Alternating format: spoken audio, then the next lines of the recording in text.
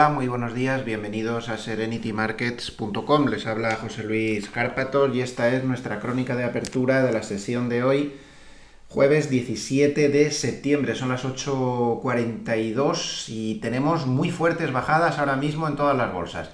Y no se crean que es fácil determinar, de hecho empiezo a grabar el vídeo un poco más tarde porque he tenido que revisar absolutamente todas las fuentes para ver qué está pasando por estas caídas. Y ya les anticipo que no hay una causa-efecto clara, es decir, pues no sé, a veces pues está cayendo porque Trump ha dicho que va a pasar no sé qué, o porque los chinos han hecho no sé qué. No, no es el caso de hoy. Hay que hilar muy fino para ver qué es lo que está pasando aquí, siempre teniendo en cuenta que estamos en un mercado que estaba en una fase correctiva y como estábamos diciendo en todos estos días, era imprescindible que el SP500 rompiera como mínimo esa resistencia que tampoco era tan fuerte que tenía en 3.415. No lo ha hecho, no ha tenido fuerza ni para eso y ahora mismo pues está volviendo a meterse otra vez clarísimamente por debajo de la media de 4 horas y mucho cuidado porque se la está jugando con ese mínimo que dejó el otro día en 3.284, extremadamente peligroso el movimiento que están haciendo las bolsas. Las han empapelado literalmente. Sabemos, lo advertimos ayer muchas veces, que corríamos el riesgo de que los grandes fondos de pensiones tenían que rebalancear 200.000 millones de dólares a la venta. Eso está ahí, es muchísimo dinero. Eso es lo mismo que vendieron en junio y se montó este Belén de aquí. Todo este Belén fue el rebalanceo a partir del día 24, aunque ya hubo escarceos a partir del día 19. ¿Puede que estemos ya viendo los rebalanceos y que tengamos una primera parte de la explicación? Pues es posible. Lo gordo de rebalanceo no va a salir hasta la semana que viene, eso también lo tengo muy claro porque históricamente nunca ha sido así. Lo normal es que los rebalanceos fuertes empiecen el 24 aproximadamente de la semana que viene. Pero algo sí que puede haber, una parte desde luego sí que puede haber y que esté influyendo aquí, que hayan esperado hasta la Reserva Federal y como la Reserva Federal no dio ningún motivo para aguantar más, pues que estén vendiendo. Lo único que me extraña es que lo normal es que los rebalanceos fuertes empiecen después del vencimiento de derivados que condiciona mucho y el vencimiento de derivados es mañana. Es un poco pronto para empezar los ataques. ¿Es que a la mano fuerte le interesa que el vencimiento termine bajo? Pues también podría ser, no lo sé. Es muy difícil, el mercado está muy difícil, lo decimos todos los días, está loco, perdido y no se puede saber. Igual es que tienen interés en que este vencimiento termine a la baja porque sus posiciones pues son esas. No lo puedo saber. De momento estas son algunas pistas. En los mercados oscuros ayer se incrementó el volumen vendedor. Ahí lo tienen, recuerden que es la línea azul, incremento del volumen vendedor, mal asunto. Y no confirma, por lo tanto, la esperanzadora indicación del indicador MOC, que está claro que ha fallado porque dio un saldo comprador bastante fuerte. Esta vez no coincide con los mercados oscuros, no sé muy bien por qué dio esa lectura, pero desde luego que esta vez pues ha fallado, porque la caída es fuerte.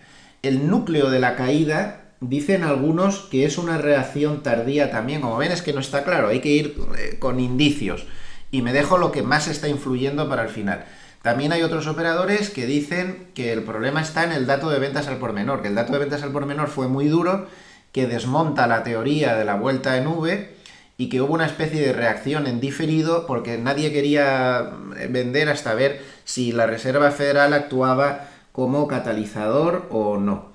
Y bueno, y luego la causa principal pues la tenemos en la Reserva Federal. La Reserva Federal, ya lo comentamos ayer en directo, posiblemente algún lector pensaría que estábamos exagerando porque éramos muy duros. Estábamos diciendo que la Reserva Federal estaba decepcionando al mercado, nos sorprendía que los medios normales decían que habían dicho lo previsto, no estábamos de acuerdo, ya lo dijimos e incluso llegamos a pedir que se callara Powell porque conforme hablaba estaba asustando más al mercado. Los analistas hoy hablan de la peor rueda de prensa de la era Powell por lo confuso que estuvo, lo disperso, la poca claridad en sus explicaciones. Cada vez que le hacían una pregunta sobre lo mismo decía una versión contradictoria y lió mucho al mercado, lo asustó. y fue muy curioso que el momento que se cayó, el SP500 llegó a subir casi 30-40 puntos de golpe, ¿no? Porque como diciendo, menos mal que este hombre se ha callado. Lo que pasa es que luego ya hacia el final, pues volvió a caer. Bueno, ¿qué ha pasado con la Reserva Federal? Lo tienen explicado en un artículo en portada. Hay que hilar fino, pero el inversor promedio en Estados Unidos tiene mucho nivel y analiza muy concienzudamente lo que hizo la Reserva Federal. En el artículo de portada lo comentamos. La primera cuestión, ¿cómo se come? Que por un lado cambian las previsiones de una manera tan notable, es decir, de una caída del menos 6,5% del Producto Interior Bruto esperado, ahora dicen que solo va a bajar el 3,7%. Eso no es nada Dobis precisamente, eso es que creen que la economía se va a recuperar muchísimo. Y el paro lo mismo, tenían previsto un 9,3 y ahora hablan de un 7,6. ¿Qué ha desconcertado al mercado? ¿Cómo pueden por un lado dar esas previsiones tan buenas y luego decir que no van a subir los tipos hasta el 2023? Y luego cuando se leen los comentarios y toda la documentación que adjuntan, resulta que de todos los miembros que estaban en el Consejo, 4 no estaban de acuerdo con esperar hasta 2023 para subir los tipos. 4, que son muchos. E incluso 2 votaron en contra, porque querían cosas diferentes. Claro, el mercado suma y dice, estos por un lado me dicen que la economía no va a quedar tan mal como se esperaba. Por otro lado me dicen que los tipos no van a subir hasta el año 2023, pero una parte importante de los consejeros no están de acuerdo con eso y creen que van a subir antes. Estos o están viendo algo que yo no veo o tienen tal lío ellos mismos que no saben ni por dónde van, que creo que es lo que está pasando, que no saben ni por dónde van. Si añadimos a esto el lío este que ha montado Powell diciendo que aguantarán hasta que la inflación esté bastante tiempo por encima del 2%, cuando el forward 5 year, o sea, 5 años, que es la principal medida de las expectativas del mercado de la inflación, nos está dando que dentro de 5 años la inflación va a estar en el 1,7%, es decir, que es fantasmagórica esa inflación. Claro, otros mercados piensan, pero es que estos están viendo que la inflación va a subir y no nos lo están diciendo, y por eso se están poniendo la venda antes que la herida. Como ven, confusito todo, pero bastante confusito. Añadan que sorprendió completamente al mercado, Goldman lo dice esta mañana, que no entienden por qué la Reserva Federal ayer no cambió su estructura de compras de bonos hacia mayores compras en la parte más larga de la curva, en la de 30 años, por ejemplo, porque ahí estos bonos no paran de bajar y las rentabilidades están subiendo, lo podemos ver en un vistazo. Por un lado estás matándote para que no suban los tipos de interés de la economía, y cómo se explica que por otro lado estás dejando que los bonos a 30 años, por ejemplo, estén cayendo todo esto a lo largo del mes, con una fuerte subida de rentabilidades. Toda esta caída que llevan desde primeros de agosto, esto es una fuerte subida de rentabilidades de los tipos de interés a 30 años. El mercado esperaba que dijera, bueno, pues vamos a cambiar un poco la composición de las compras que estamos haciendo, apretamos menos en el front, en la parte más cercana a los vencimientos, la curva de tipos, y compramos más en la parte larga para estabilizar estos tipos más a largo. Como ven, los tipos intermedios están tranquilos, el problema está en los tipos a más largo, estos están tranquilos, han bajado un poquito, pero poca cosa, pero nadie entiende por qué no lo hicieron. Goldman lo dice muy claramente, que ellos esperaban que lo dijeran y que no saben a qué están esperando.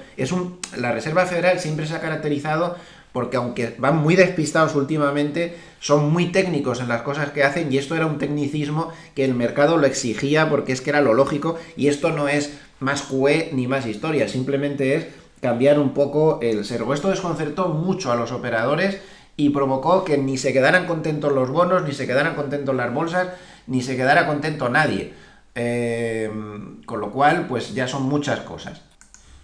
En fin, esto es un poco la historia por la cual el mercado está muy decepcionado. Podríamos resumirlo en una frase: Reserva Federal, mucho menos dovish de lo esperado, pero mucho menos, y además en un estado de confusión generalizado que transmite al mercado una sensación de que no tiene muy claro qué es lo que pasa por la cabeza de la Reserva Federal ahora mismo. A lo mejor la respuesta es más sencilla de lo que parece. Todo está muy politizado en Estados Unidos. La Reserva Federal tenía la última reunión hasta las elecciones, porque la siguiente es 2 o 3 días después de las elecciones. ¿Estaban nadando y guardando la ropa? No lo sé. El caso es que en un mercado que no las tiene todas consigo porque está en plena corrección del problema tecnológico, que evidentemente también está ahí y también está apoyando la bajada de hoy, también está complicando las cosas, esa corrección que tenemos y que estaba muy clara que o se rompía esa resistencia o no se cerraba, no la han roto, pues seguimos dentro del lío. Bueno, pues todas estas pequeñas cosas se mezclan para este resultado que es difícil de explicar con frases sencillas. Otro tema que ha decepcionado al mercado, ahora resulta que ayer había rumores de que se iba a montar el plan este de 1,5 billones entre republicanos y demócratas y Trump salió ayer por la noche diciendo que no, que ahora van a ver otro mini plan de 500.000 millones de dólares. Otra decepción más porque no era eso lo que se esperaba. También mal dato en Europa de matriculaciones de coches en la Europa 27 con menos 18,9% en el mes de agosto, un desastre de proporciones bastante importante. Habrá que ver pues cómo se lo toman el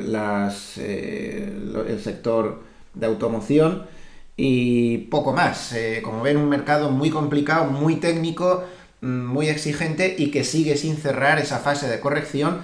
Y una vez que pasen los vencimientos, volvemos a advertir, y perdonen que sea tan pesado, hay 200.000 millones de dólares que rebalancear entre las manos fuertes, con lo cual los últimos días del mes, pues a priori, en esta locura de mercado, nunca se sabe, nunca se puede poner la mano en el fuego por nada, pues a priori no parece que vaya a ser un final de mes precisamente fácil. El dólar está fortaleciéndose porque aquí estamos hablando de una Reserva Federal menos dovish. Como el dólar se fortalece, el oro lo está pasando mal, aunque sigue en su zona de fluctuación con menos 0,96%, los bonos evidentemente al alza, pero no todo lo al alza que sería lógico con lo que están cayendo las bolsas, porque los bonos están acogotados por ese lío que se lleva la Reserva Federal de sí pero no, no pero sí, y esa inflación que no para de hablar de ella. Y sobre todo ese fallo garrafal de no estar diciendo que van a comprar más en la parte más larga de la curva de tipos, con lo cual los bonos suben, pero no lo que sería normal de subida con una bajada como esta de las bolsas. Y el petróleo, que es muy proxy del riesgo, pues con una caída de menos 1,7%. Espero haber aportado algo de luz y no haberles liado más, pero no es nada fácil explicar por qué están bajando las bolsas en este momento. Gracias, hasta luego.